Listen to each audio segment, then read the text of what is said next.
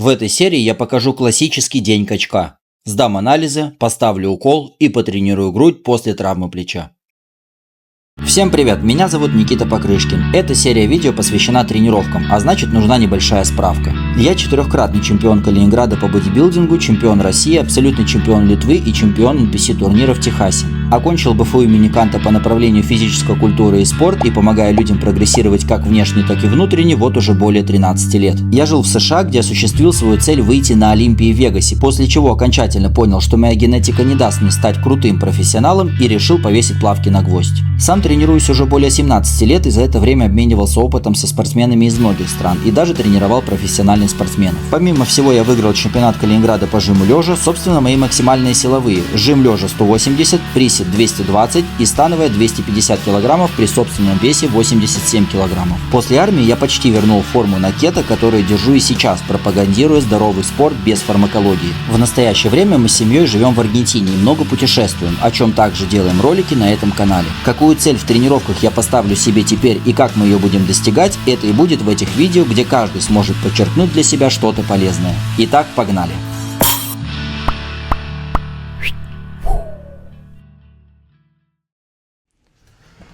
Итак, мы начинаем первую часть видео влогов отца качка, в которой мы будем улучшать спортивные результаты максимально естественными способами, а именно на приеме пептида ипоморелина. Сейчас расскажу, что это такое, ну а пока надо его развести. Разводим пептиды бактериостатической водой. Что такое пептиды? Пептиды – это, попросту говоря, аминокислоты. Как известно, наше тело состоит на 60% из воды, и на втором месте будут аминокислоты. Из них состоят белки, мышцы, кожа, ногти, волосы. Сразу оговорка: если вы хотите начать принимать любые препараты, то сначала проконсультируйтесь с специалистом. Белок, который вы все получаете из пищи каждый день, состоит также из аминокислот.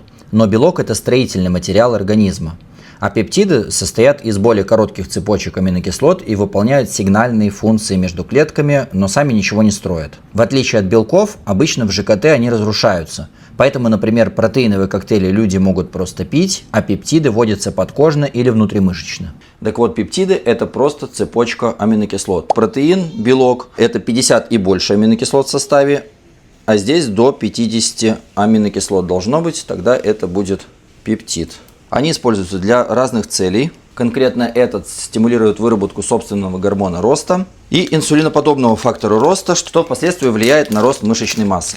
Но все это максимально мягко, без последствий для организма. 15 единиц, 150 микрограмм. 3 раза в день. Одной ампулы хватает примерно на 4 дня. Ставится подкожно в жировую прослойку.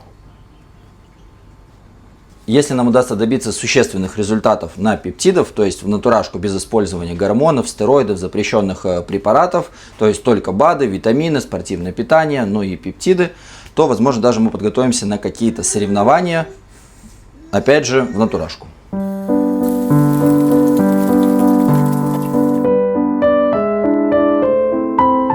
Здесь сразу важно пометить, что я не занимаюсь никакой рекламой, мне действительно самому интересно попробовать, что же такое эти нашумевшие пептиды, и действительно они настолько эффективны.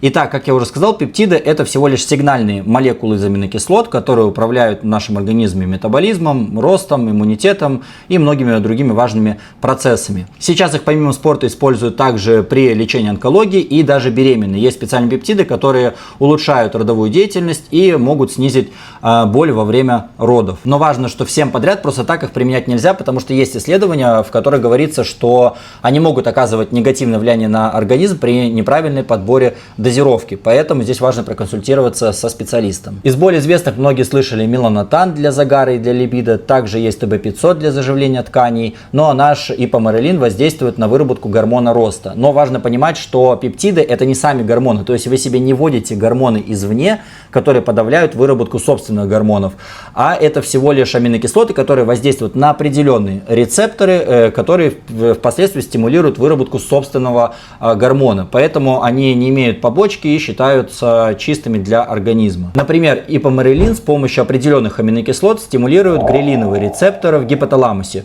что впоследствии выделяет гормон роста в передней доле гипофиза.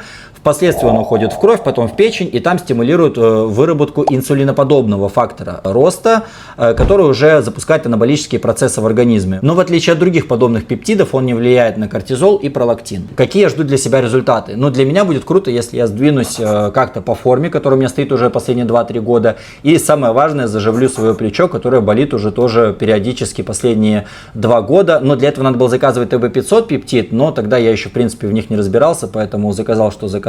Что касается силовых, они у меня так неплохо растут, но потом я просто упираюсь в травмы. Но если здесь получится как-то их увеличить, то я это тоже сразу замечу. Но есть оговорка, что пептиды сложны в изготовлении. Это такие маленькие аминокислотные цепочки, которые в конце высушиваются, из-за чего получается порошок, который мы сейчас смешивали. И они очень воздействованы к изменению температур, к тряске и так далее. А я их заказывал с России, мне их везли как бы в чемодане, температуры скакали.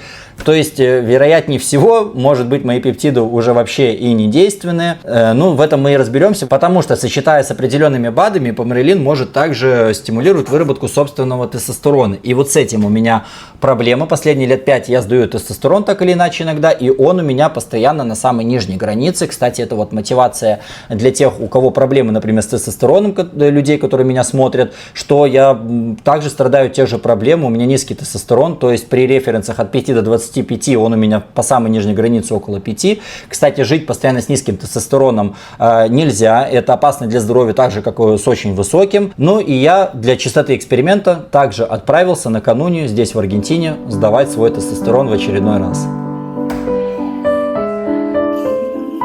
200 тысяч на анализы для троих, при том, что я сдаю только тестостерон и общий белок. Потому что очень дорого, я ничего сдавать больше не хочу. И Кристина сдает самый минимум на себя, а на Добрыню на одного анализа вышли на 10 тысяч рублей. Прикиньте, десятка просто на Добрыню. Добрынь, тебе год только пользоваться, то уже просто. Рановато ты по кошельку стал бить. Итак, пришли анализы. Общий белок 7,36, почти по верхней границе 7,90, здесь верхняя граница. Тестостерон общий 3,61 нанограмм на миллилитр, от 2,40 до 8,27 референс. Я перевел в русские. У нас это будет наномоль на литр, от 5 до 25 референсы, то есть получается у меня 12,53, то есть чуть ниже середины. Но учитывая мой образ жизни плюс тренировки, это даже низкий тестостерон. Сегодняшний обед. Курочка просто жареная, филе куриное, овощи, и сметано-чесночный соус. Здесь сметана наполовину с майонезом, с чесноком, солью. И как бы лавашек. Можно кето-варианты без пшеничной муки покупать, либо самим делать. У нас сегодня обычный, так как в Аргентине, как всегда, ничего нету. А самим делать времени нету. Если вы тренируетесь, то не страшно. Вот такой вот сегодня загрузочный прием пищи. Как вам? Нормально? Я даже не знаю, как это есть, откуда начинать. В рот не влезет. Просто мега-сайт-бургер. Надо на поток поставить и продавать. На самом деле такие здесь по 15 тысяч песо, по-моему, продаются. По 1500 рублей на секундочку. Казалось бы, курочку пожарил, накидал так с овощами. Соус и все. На самом деле здесь курица-то дорогая. Мы сейчас даже по скидке взяли куриное филе 680 рублей за килограмм, а обычно она даже где-то 800 рублей за килограмм, прикиньте, за куриное филе. А соус, сметанку, которую мы нашли, крема местная, тоже 300 рублей за баночку, там 300 грамм, да, вот так вот тут жить. Даже шаверма становится деликатесом. Вторая пошла, это торт графские развалины по-бодибилдерски. Просто в руку не помещается, нормально. Наш размерчик. Если хотите добавить мышечной массы, надо есть, вот так, в 2 раза больше, чем вы сами. Тебе тоже нужна такая шаверма? У тебя же мини есть, Добрынь. Смотри. Давай. Нет, как у папы надо большую. Папину хочешь?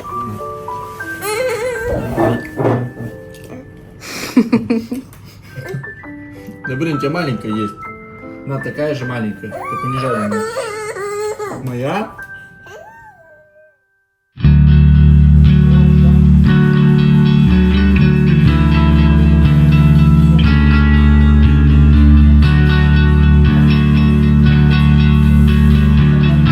поскольку было 3 тренировки, чтобы не быть голодным, надо перекусить.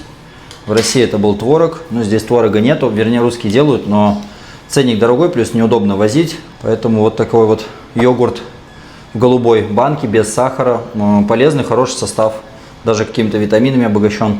Я добавляю грецкий орех, плюс банан, такой предтренировочный получается прием пищи, потом выпиваю предтренировочный коктейль еще. Интересная информация по поводу оригинальности БАДов с Озона. Я заказывал вот этот ацетил-L-карнитин от фирмы Биноспорт русской на Озоне. И здесь в Аргентине очень сильная влажность. И он у меня, таблетки просто растворились, и порошок оттуда высыпался. И я попробовал, на вкус, похоже на аскорбиновую кислоту. Я подумал, а вдруг они подмешали, это просто аскорбиновая кислота, там нет на самом деле аминокислоты, ацетил-L-карнитин, потому что, сильно похоже. Я решил спросить сейчас у чата GPT, и он действительно написал, что да, он похож по вкусу на лимонную кислоту, но характерно имеет химический такой неприятный запах. Я действительно... Офигеть, правда, пахнет, как будто там какие-то и лекарства, я не знаю, как будто в больнице оказался. Важная ремарка. Это будет очень необычная тренировка грудных мышц. И это из-за боли в плечах. Вначале, после разминки и ЛФК, я делаю 3 подхода отжиманий в суперсете с планкой на прямых руках, чтобы хорошо разогреть плечи. Вообще на канале уже есть тренировка грудных мышц, и она там получилась настолько эпичной, что многие люди не поверили, в комментариях писали, что якобы я на фарме. Невозможно делать 7-м подходом жим на 140 на раз без фармакологии.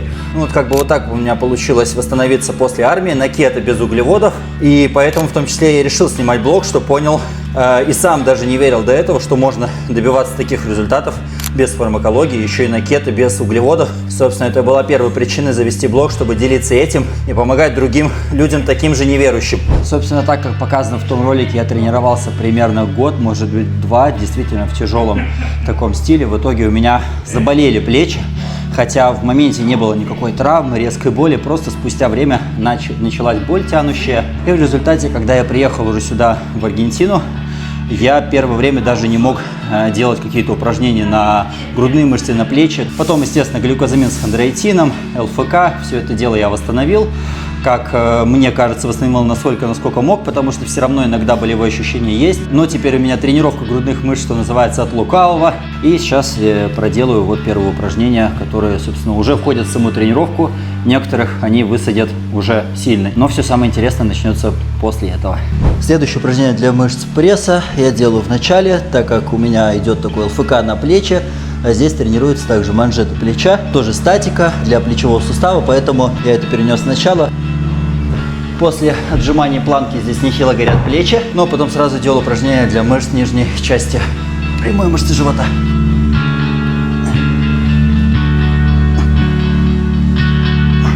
И таких 3 круга. Поскольку я начинаю новый цикл по улучшению формы на пептидах, будет не лишним сохраниться, чтобы потом сверить результат. Ну а мой вес и замеры вы увидите в следующей серии, поэтому не забудьте подписаться.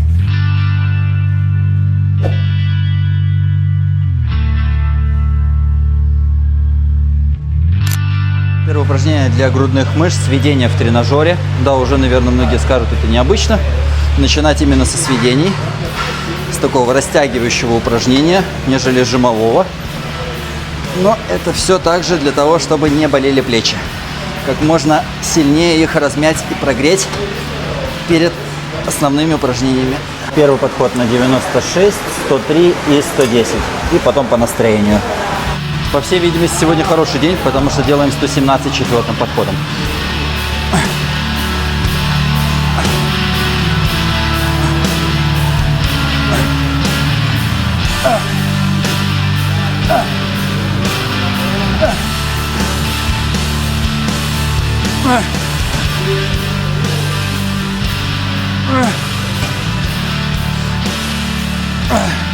На 10. Дальше идет жим гантели сидя. Наконец-то базовое тяжелое упражнение. Я выполняю с гантелями, потому что со штангой иногда тоже могут побаливать плечи. Разминаемся по 28 килограмм.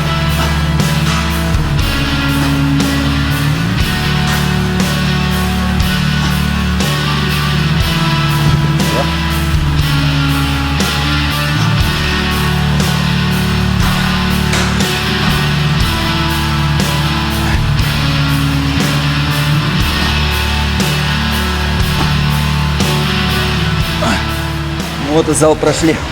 Гантели кончились. Так как в этом зале гантель больше нету, приходится работать несколько подходов с 40 килограммами.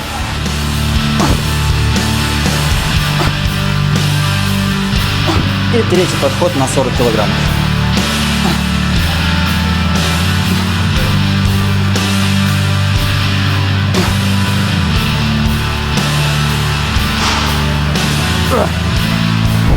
Забили.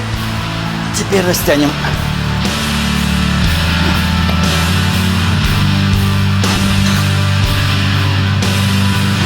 22 последний.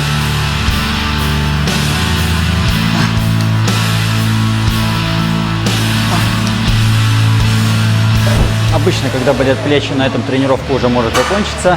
Но так как я сегодня снимаю, делаю свою полную программу. В конце с добиванием жим лежа плюс пуловер суперсет. 80 килограммов.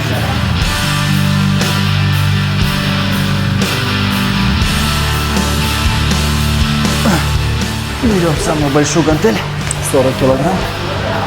И сразу пуловер.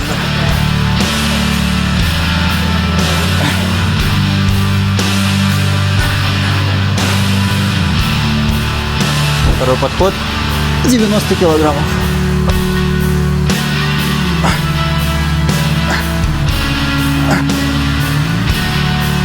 И сразу 40 килограммов.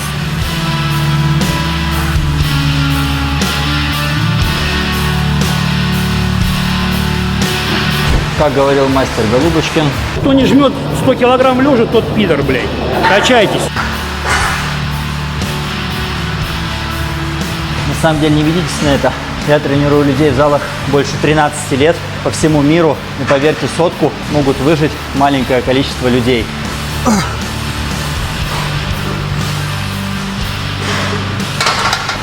Отказ. Если мы сразу отбрасываем тех, кто тренируется на фармакологии со стероидами, то это просто маленькое количество тех, у кого реально крутая генетика, при этом у них собственная масса тела будет все равно высокая, то есть они могут сами весить около сотки, и тогда им, естественно, держать эту сотку гораздо легче. И профессиональные спортсмены, я говорю не только бодибилдинг, естественно, это другие виды спорта, тот же бокс, поэтому ничего страшного, если вы не жмете сотку, но жать надо. В пуловере стараюсь фокусироваться на мышцах груди, работать больше не широчайшими, а зубчатыми мышцами и верхом грудных мышц. То есть сокращаю их перед собой, растягиваю, держа напряжение в грудных мышцах, и снова сюда свожу, сокращаю. День груди относительно легкий день, поэтому в конце можно сделать еще и икроножные мышцы, так как пресс мы сделали в начале. Но у нас такого тренажера нету, поэтому приходится собирать тренажер для сгибания голени сидя. Ой, лежа. Ставлю весь вес, что есть на тренажере, и просто довожу до отказа. Раз 30. Ну что же, за одну тренировку, похоже, опять никаких изменений. Попробую накачаться снова в следующий раз. Реклам. Записывайтесь ко мне на онлайн-тренировки. Мои клиенты получают 100% результат. Помимо программы тренировок вы получите еще программу питания, разбор анализов и подбор БАДов. А если вы тоже живете в Буэнос-Айресе, то мы можем договориться о тренировках в Палермо. Даже здесь, в этом зале. Завершает день 4-й прием пищи. Мясной кето-рулет. Ловите рецепт. Основа – говяжий фарш, смешанный с яйцом и перетертым луком. В начинку у нас идет творожный сыр и зелень. Ну а сверху выкладываем томатную пасту и моцареллу. Напишите в комментариях ваш любимый прием пищи. Спасибо, что досмотрели до конца, и до скорого.